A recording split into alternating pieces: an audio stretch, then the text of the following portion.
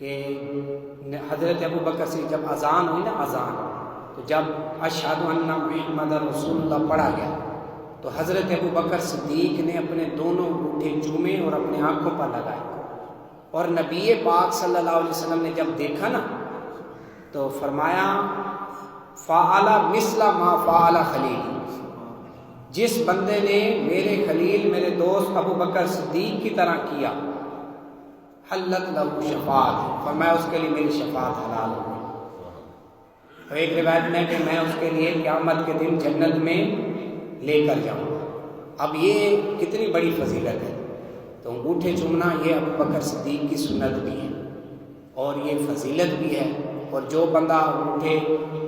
چوم کر آنکھوں پر لگاتا ہے تو اس کی آنکھیں بھی